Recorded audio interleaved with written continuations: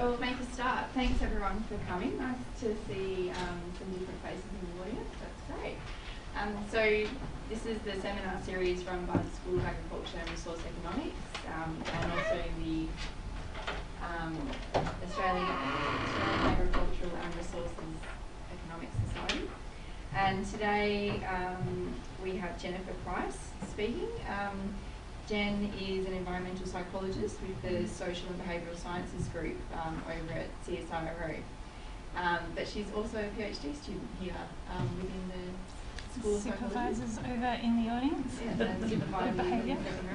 So great, so we'll let Jen talk for 35 minutes and take about 10 minutes questions at the end. If you have any clarifying questions, Jen's happy to answer those, but if you could leave your discussion questions to them, that would be great. So thanks very much. Oh, and I should also mention this is being recorded, so no rude questions. Yes, nice questions. Thanks. So good morning everyone. As Fiona said, my name's Jen Price. When putting this presentation together, I found this old photo from some field work that we did, and I remember somebody told me, oh, don't use that, it looks like everything's rolling downhill. And I thought, well, that actually captures some of the sentiment that we heard from farmers when we went out to speak to them in New South Wales. So I thought I'll keep it in there, not to be negative, but just to capture some of that sentiment. So I'm with the Social and Behavioural Sciences group, and I'll be talking about some research that was conducted from 2006 to 2009. This research was a collaborative research initiative between the Central West Catchment Management Authority in New South Wales and the Locus Catchment Management Authority. Hi, Ian. It was funded by the Australian Government National Action Plan for Salinity and Water Quality and the National Heritage Trust Program. And it was also backed by CSIRO's Water for a Healthy Country flagship. So I'd like to acknowledge my primary co-author, Zoe Leviston, but also Lorraine Bates, who headed up the project over the 3 years, and other project team members that were involved in looking at predicting pro-environmental practices that I'll be talking about today. So Brian Bishop, Sarah Malkin and David Tucker. So just to set the scene, we were looking at land management practices in the central west of New South Wales, and this is the study area. So it was an iterative process, and we started in the central west catchment, which is a fairly large catchment in the centre of New South Wales, a few hours from Sydney. So the Central West Catchment Management Authority, which I'm going to call CMA from here on in, basically selected two sub-catchment areas that they wanted us to focus on. This was the Cudgegong area and the Bell area. And the Bell area was along the Bell River. These two areas were selected based on environmental health issues in the region and also a desire to extend community consultation. So the research started here. In subsequent years, we moved into the Lachlan catchment also, which is an adjoining area, and started working with the CMA there. The CMA selected two separate areas, the Mandadgery subcatchment area, which adjoins the Bell, and also the Humbug subcatchment, which is much further inland and quite a different context. And I'll elaborate on this a lot throughout the process of the presentation today.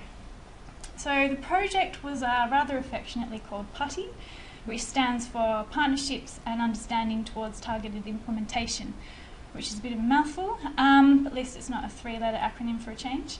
The research objectives broadly were to identify drivers of land management practices with positive impacts on the local environment. So the catchment management authorities were interested in seeing how individual level behaviours at the farm scale could translate to catchment or landscape scale health. This was ultimately with the intention to help support the adoption of sustainable practices that would contribute to catchment health. So the research approach, like I said, was iterative, with subsequent phases informing later phases, previous phases rather. So the qualitative scoping was the first phase, and this involved a series of face-to-face interviews with land managers, agribusiness professionals and agronomists. Then this informed the development of a questionnaire that was implemented across the catchment areas, and the questionnaire was used to develop a predictive model of pro-environmental agricultural practice. That was followed by a social network analysis to see how informations and practices were disseminated through farmers' social networks. a causal layered analysis looking at the root causes which were essentially impacting on the drivers and barriers to land management, and a range of social learning programs that were initiated with local natural resource management groups to provide an avenue for farmers to share ideas, gain social support, and talk about practices. So I'm just talking about the first two components essentially today, primarily focusing on the behavioural modelling. And this work was recently published in the Journal of Rural Studies, but also an earlier version that can be found in Rural Society. So there'll be many methodological issues that I'll have to sort of skim across due to time constraints, and if you want some more detail, please do check it out. So sampling and data collection. As I said, we started with semi-structured interviews in the qualitative stage, and this involved talking to 79 people in the Central West catchment in 2006. They were asked a range of questions about what determined best practice from their perspective, what some of the drivers and barriers were to best practice, and general things about community cohesion and function. The information gathered from this stage informed the development of a questionnaire, a telephone survey that was implemented in the Central West in 2007. Telephone survey took about 35 to 45 minutes, and the interviewers asked a range of questions. Some of them were open-ended about what people did on their farm and why, and the responses were recorded verbatim. And other questions were attitude scales, Likert scales, the 1 to 5 type of format that you may be familiar with. After that, we moved into the Lachlan catchment for some more interviews, back to the Lachlan catchment for some more surveys, and then the final stage was in both catchments where we resurveyed 422 people that had been involved in the earlier surveys who'd indicated willingness to continue, and we tried to get a roughly equal sample of people across those 4 sub-catchment areas that I described. We had good response rates for all of the surveys, so as high as 80 for the final survey and around about 60 for the earlier 2.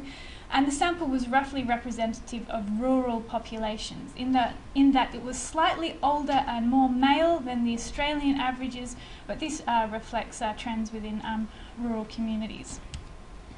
So I was lucky enough to go out to the Mandadri subcatchment and do some of the qualitative scoping interviews. And the area had been under prolonged drought stress. When talking to people about what they thought best practice was, they mentioned a range of practices like direct drill, minimum till, stubble retention, rotational grazing, but they indicated that these environmental practices were also the best thing for their productivity. So as one participant says, the right thing for the environment is better for the crops. They're not separate. Economics and environment are interwoven. So these practices could reduce labour costs, they could also reduce time, they were more efficient and they were better for the environment, kind of win-win in their perspective. Because the Mandadri subcatchment and the Bell and Kudjegong were quite close to the prosperous regional centres of Mudgee and Orange, they'd received a sort of a spike in property prices. This had changed the community dynamic somewhat, because you see an influx of tree changes coming into the community for the sort of niche cottage industries that were propping up. But the property prices were essentially preventing people from scaling up their productions and acquiring enough land to have a viable enterprise. And this raised concerns about the problem of getting big or getting out.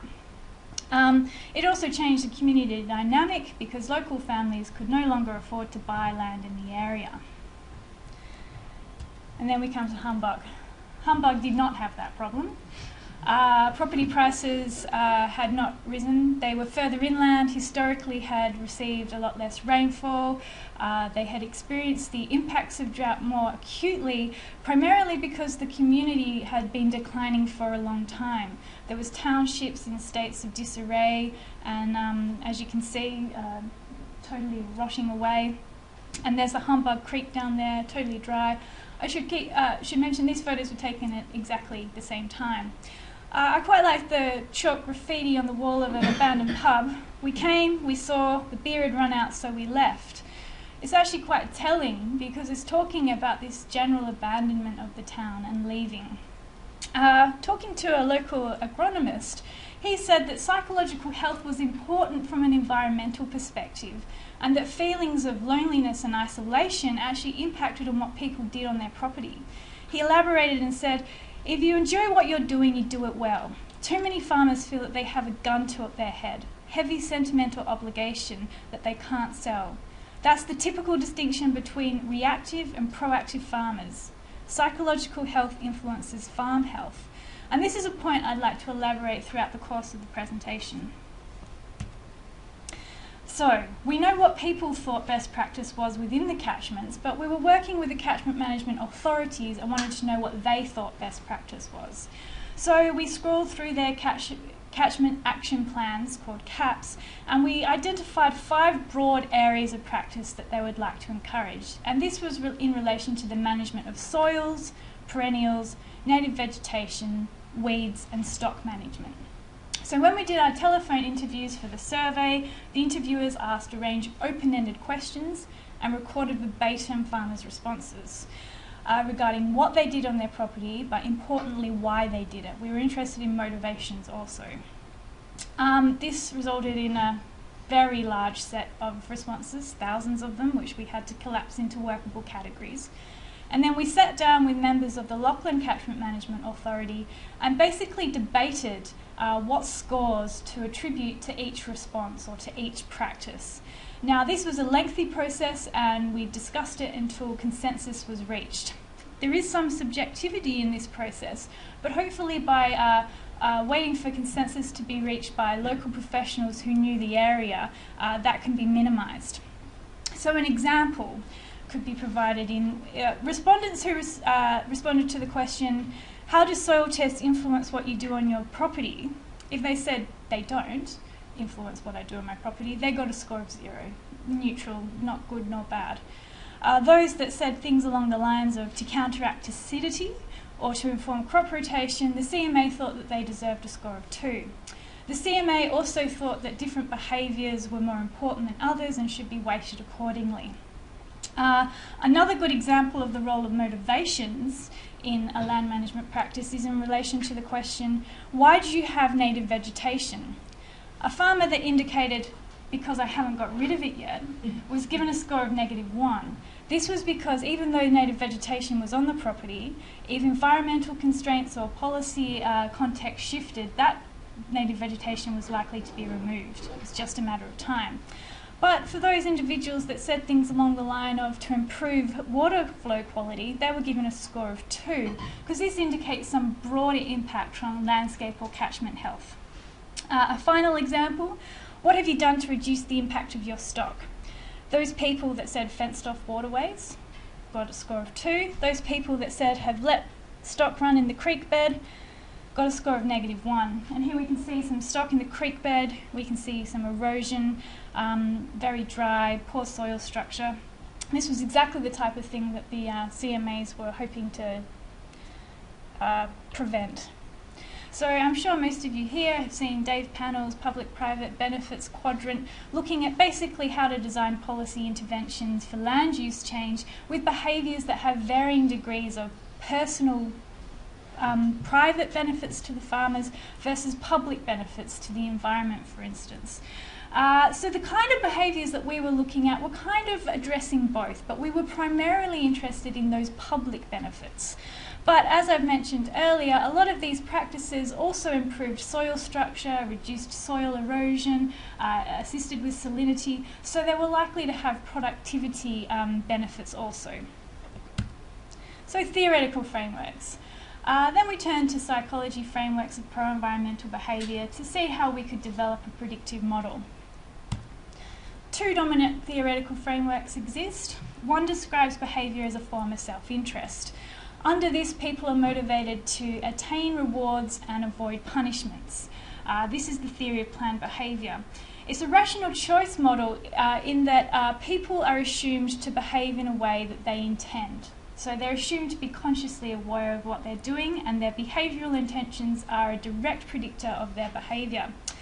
Their attitudes to the behaviour, such as the likelihood of outcomes and consequences of outcomes, influence their intentions. Subjective norms, so what their family and friends think, close people around them do, also influences their intentions. And the extent to which they feel that they can control the behaviour also influences intentions. An alternative model is the VBN model, values, beliefs, norms. This model sees environmental behaviour as being more pro-social rather than pro-self. Behaviour is framed as a form of altruism. It's a norm activation framework in that the norms that exist about what is good become internalised, and people wish to behave in a way that maintains positive self-concepts, in a way that adheres to the social norms that exist around what is good. Under this framework, values have a very important role, and values are thought to influence people's beliefs and then their personal kind of pro-environmental norms and then subsequently behaviour. Values in this framework are talked about in terms of biospheric values. Do you care about what happens to elements of the biosphere like plants and animals? Altruistic values, do you care about what happens to people in the community around you? Or egoistic values, are you more concerned about what happens to yourself? In the later revisions of this model, Stern suggests that it's less linear, it's not a nice big long line, and that variables at earlier stages can directly influence any variables at subsequent stages. A further revision of this was that the inclusion of context, and Stern said, look, context is really important. It can directly influence behaviour. Your socialisation, your background, your family, all of these things are important to consider. So defining values. I've noticed values have been used in variable ways, particularly across psychology and economics. Within psychology, there's no necessarily single conclusion, and values are used in variable ways also, but a definition that I would like to use comes from Rakic's seminal work in 1973, and values here are described as beliefs regarding the desirability of the means or the ends of actions. And these are prescriptive or proscriptive beliefs in that they set out a series of rules or methods about how to go about things, but also some taboos and restraints about what shouldn't be done. There's instrumental values, so desirable modes of conduct, how you go about your business. But there's also terminal values, so desirable end states. What do we want? What consequences are we concerned about? The values that we talk about in our model centre more on terminal values, but I suggest that instrumental values will become increasingly important to look at. So the simplified model of pro-environmental practice that we developed basically took hypotheses from both of these models. It was an applied theoretical framework, so we had to adjust the theory to suit the context that we were working in. This simplified model can be read both horizontally and vertically as containing kind of groups of variables. So under environmental context, you might have environmental constraints, for instance, regional levels of drought. You can have behavioural context, so the acquired skills and abilities that one has gathered throughout the course of their life. You can have environmental values, such as concern about consequences to elements of the biosphere, like plants and animals. You can have environmental beliefs around awareness of environmental threats like soil erosion, for instance, or water quality. You can have behavioural beliefs about how much control you feel that you have over the behaviours that you enact. And then a range of norms, so self-concepts, how you see yourself, social influences and attitudes on you, broader behavioural norms or personal norms, and then finally pro-environmental practice as we measured it.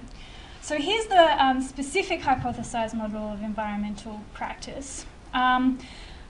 I'll just skim over this because there's a lot of variables in there, but essentially there were some variables we hypothesised as having a direct impact on pro-environmental behaviour and some as having an indirect impact through other variables.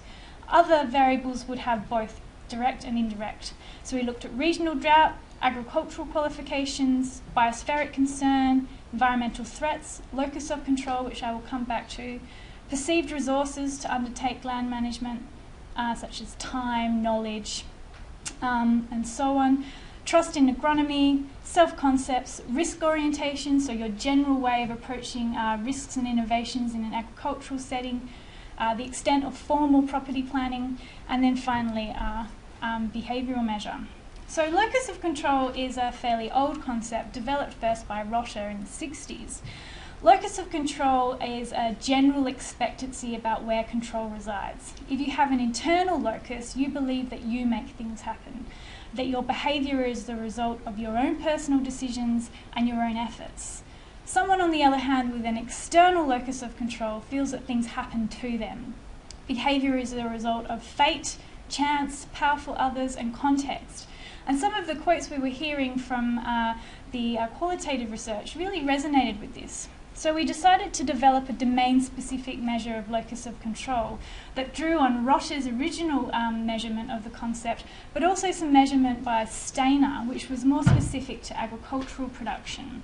The measure that we got had sound psychometric properties and held together, and some example statements there people were asked to respond to on a 5-point Likert scale. The fate of farming is in the hands of the people in power, and there's not much individual farmers can do about it. And another statement is, many times I feel that I have little influence over the things that happen to me. So, results. Because we were really interested in locus of control after talking to so many people, we wanted to know whether it was a state or a trait. The traditional formulation of locus of control was that it was an individual's trait, something stable that resided inside of them. There's been evidence, particularly in agricultural contexts under different degrees of environmental stress, that locus of control is a malleable or changeable state. And when we looked at the locus of control scores for people in the different subcatchment areas, we see exactly that. As we would expect, those in the humbug had a more external locus of control, significantly more external. We looked at a few questions around what people's main motivation for farming activities were across contexts, and again, similar pattern emerges. Those in the humbug are much more concerned, motivated by ensuring financial security for themselves and their families. Importantly, they're much less concerned with, motivated by rather, probably still concerned, by improving the environmental health of their property. Like half the rates of those in the bell. So this indicates how context can influence people's motivation to engage in practices that can essentially improve the environment around them and possibly indicate some vicious cycle. We then looked at locus of control in this same motivation question, identifying those that were clearly internal and clearly external based on being one standard deviation above and below the mean.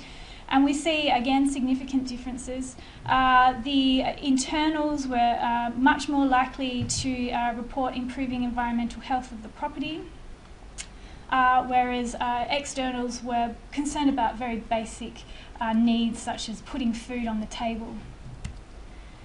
Main focus of current farming activities and locus of control presents a very similar picture.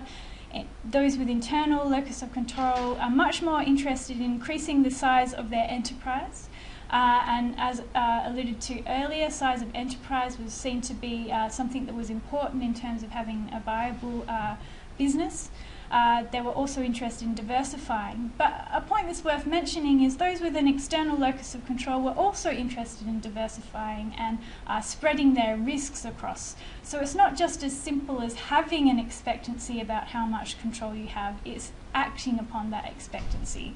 And you can still do things to improve your situation even if you don't feel in control.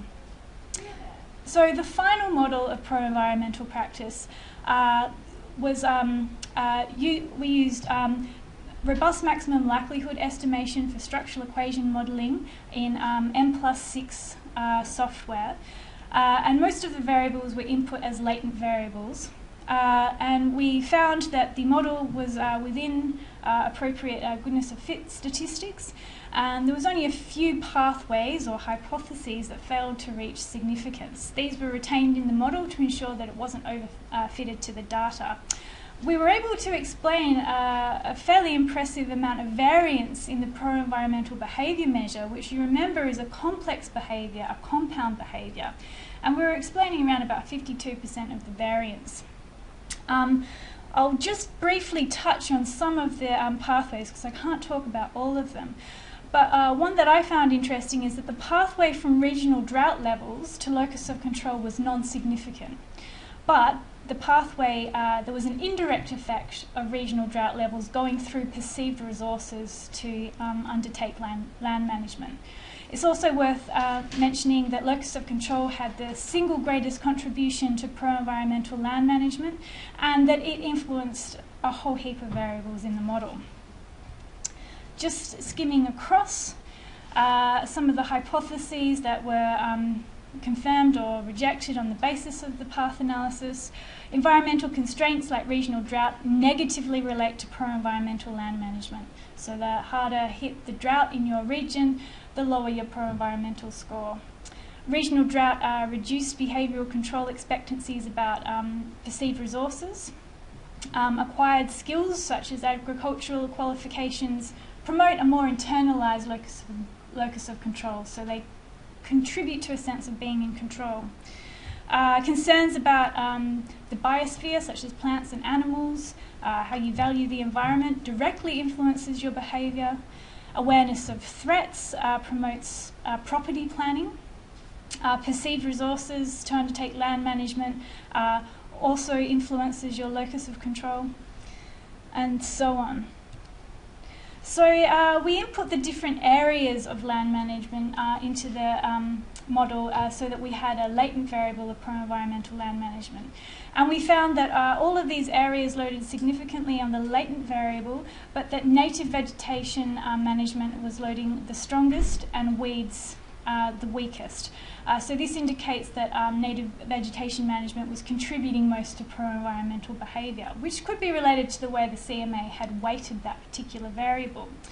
But if you look at all of those predictive variables that had direct relationships with pro-environmental behaviour, you can see that for native vegetation management, it has significant relationships with almost all of those direct predictors.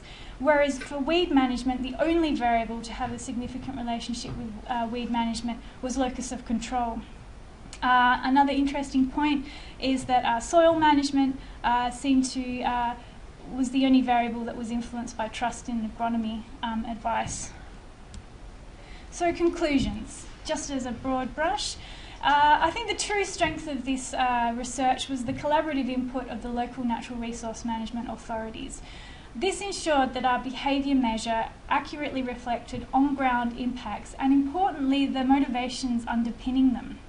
The detailed qualitative scoping process identified locally relevant predictors of behaviour and barriers.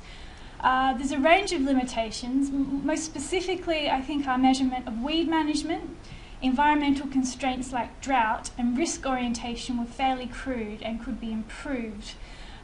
This is partially a result of the applied research process, by necessity having to lose some theoretical and methodological rigour in order to be relevant at that scale. There's a range of future research directions coming out of this. We feel that inclusion of moral norms, worldview, which is my pet area, and external risks, so not just your orientation to risk, but more objective risks that exist out there, could improve the model. And some research questions we'd be interested in pursuing. So for instance, is the model more or less relevant in different domains and contexts? So for instance, can the model be applied in looking at managing invasive species and biosecurity risks? This would involve better measurement of weed management, however. Can the model be applied across cultural contexts? And also, how does the model fare in relation to behaviours that have more of a private benefit to individual land managers? Another question which leads out of the relationship between locus of control and land management was, do health interventions that are designed to increase farmers' feelings of control or community well-being also translate to improved environmental outcomes? Whilst this seems to be an implication from our research, it's yet to be empirically measured, and it presents a range of possibilities for natural resource management authorities working with health providers to create holistic programs that work on community and individual psychological health and environmental health simultaneously. So, thanks. I think I'll leave it at that.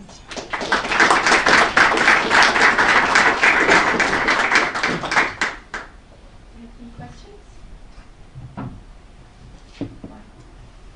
saw you writing. Scribbling, okay. The model, if you go back, I even made a note of what slide 16. Really useful to have your numbers. Oh, that was accidental. So it's interesting, well, perhaps I can't see it, but there's no economic context there. Yes. So you've got education, you've got the environmental, social, but from this side of the campus, the thought would be that what probably drives this, or not drives it, but is a constraint or context, is the economic context of the production system. Nothing of that, either in the model or so in the... that's only touched on in a very sort of distant sense, in that perceived resources actually included participants' money, time and knowledge to undertake land management. It didn't have an objective measure of their actual income, but we did have other variables in there like enterprise size, the amount of properties managed, and some other things were not explicitly economic but could like infer something about the economic situation of the participants. And none of these had significant relationships with the pro-environmental management behaviour, though I do think that is probably another area where further development is required. And recently myself and Sarada Tapswan at Ian Walker's advice have been trying to nut out ways that we can sort of bridge the gulf between environmental psychology and economics. Part of the discussion I was making about values, I think, leads from that, because values get talked about in very different ways in different disciplines, and finding that vocabulary to share across is the real challenge. But I think more objective indices of economic context would be important here also. So where would you see it fitting in that model there? Presumably it's another set of constraints on well, does the behaviour actually increase your profit? Would be... So there are kind of judgments around that final right-hand box. It's like a cost-benefit analysis or something of a range of different... Yes. I mean, the context is one component, but I'd say not the most important component. The most important component is the economic performance of the practices themselves. So in some contexts, some of the practices would see the benefits outweigh the costs, whereas in other contexts the costs might outweigh the benefits, and comparing these two situations might actually explain partly whether the practice is undertaken or not. Yeah, definitely the adoption decision in the first place. Yeah, lots of people in the qualitative scoping pointed to the fact that if you didn't have money to invest in more efficient machinery, so for instance direct drilling, you were less efficient and you were losing money, and again alluded to the essentially vicious cycle. If you don't have money to invest, you just get further and further behind. You have to hire contractors and it's very hard to catch up after that point. We weren't explicitly focusing on the economics. We were coming from a psychology perspective, so I suppose our own theoretical lens becomes evident. And also the CMAs were most concerned essentially about landscape scale health, acknowledging that a lot of practices with public benefits also have private benefits, but I think any future work could contribute a lot by extending this as like a general base for a framework and applying more rigour from an economics perspective. So, sorry, did you have a follow-on? Well, just as in where it fits, I suppose, to me there'd be a question of saying, what would your model do if you said, could it answer the question, what would happen if I subsidised some of these activities? So how is there a lever somewhere in the model which lets you then predict what would happen if you were to introduce that change or that lever? I don't know, in all honesty, but I can imagine that would be a really fruitful avenue of research. You've got one lever you want to pull, which is the internal locus of control. But us, the obvious one to lever to pull is possibly a subsidy program for actually getting to do something which isn't profitable. So I think it would be nice, whatever your hybrid model that comes out, if you could answer both of those questions, that would be useful. Maybe I could sorry. So we'll take a question from Ben. I just want to Michael's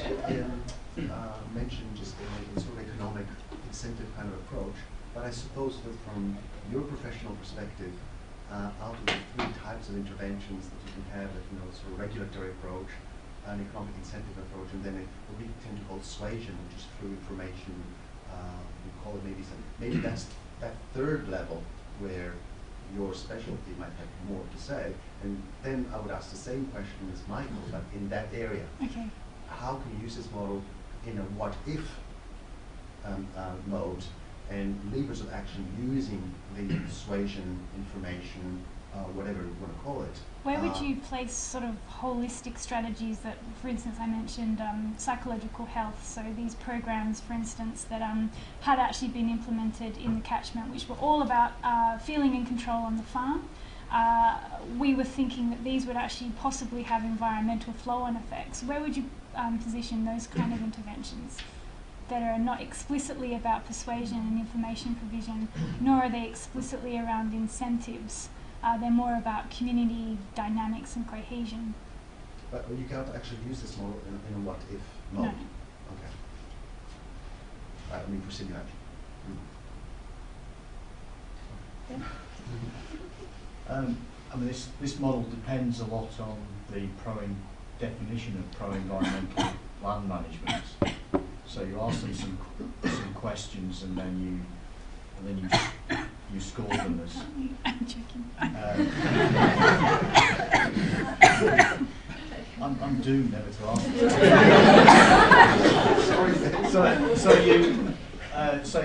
So they were scored on, -1 for. I just wonder if there's any potential for defining another variable, say taking aerial photographs of the farm and looking at to what extent they have pro-environmental behaviour. I mean, we did some work using Landsat data to look at changes in bush management in the wheat belt, or changes in aerial photographs, so that you could just get some more objective measure of, to what extent is a farm degrading through time, or to what extent is a farm improving through time. Yeah, most definitely, and that's one of the most significant limitations with anything that has a self-report element to it, in that it's filtered. There's obviously an element of social desirability when people are saying what they've done. It could possibly disproportionately preference people that are more verbose and just give more of a reason what and why they were doing. You can imagine if someone's a bit monosyllabic and they only say one word, it's very, very hard to rate that, but it doesn't mean that they're not a good land manager. And so having more objective measures, the objective measures don't necessarily get at the intentions behind things, they just measure the efficiency. So you might not have good pro-environmental intentions, but you might be just much more efficient, or your land might be better able to support certain types of native vegetation, for instance. So I suppose there's pros and cons in both elements, but an approach that looks at more objective and subjective measures of pro-environmentalism is probably a really sound strategy. I thought in an earlier slide you made some reference to sort of community norms and how they might influence the farmers' practice. Have you got anything on that in your norms? We have something that sort of touches on that around, so the trust in agronomy sources more broadly in the community, but also their self-concept of whether or not they're an agricultural leader, so how often people come to them and how they feel they fit in the community. A lot of the stuff around community norms was actually explored in more detail in the social network analysis, which was primarily concerned, who do you talk to about land management practices? And then going and talking to that person and identifying the sort of contagion effects of social networks and how people's land management may or may not be affected by the people they know and the people they talk to. So that element was more explicitly about that. And I think the causal layered analysis approach was also much more about community cohesion and the like. And so those subsequent phases really sort of built on what we could gather from this process as well. And I think that influence seems fairly consistent with the examples I can think of in my relatives, where if a key farmer in the district suddenly starts planting trees along the creek, other farmers will tend to start planting trees along the creek as well. Yeah. Well, I don't want to present incorrect findings, but my memory from the social network analysis was more that there was a negative contagion. So if someone was doing a bad practice, that was more likely to be uptaken than good practices. But I wasn't directly involved, so I should probably caution that. But yeah, I can refer you on to some of those papers if you're interested. Yeah. If my memory serves correctly, which it usually doesn't, I think also there was some association between the centrality of a farmer in the or the position of a farmer in that network and their really good pro-environmental behaviours. The really strong pro-ones were more marginal in the network, if I remember, which is kind of odd. Two things. One is going back to Michael's question about the levers and Steve's comment. I think a really interesting avenue to explore in other research is the interplay between those levers, if you like. So pulling an economic lever to provide, say, financial incentives for some sort of behaviour is, I think, from psychology's point of view, likely to produce perverse effects on the intrinsic motivations that drive that same set of behaviour through that sort of pathway. So they're not kind of discrete, disconnected levers. So it's cracked out. Yeah. Question for you though, Jen, is that model more leads to predicting pro-environmental land management behaviours. Do you think, and this goes well beyond the data of the project, but do you think pro-behaviours, and if you like anti-behaviours, good and bad behaviours really are opposite, or are they conceptually different sorts of things predicted by different sorts of things? I might assume middle position as usual.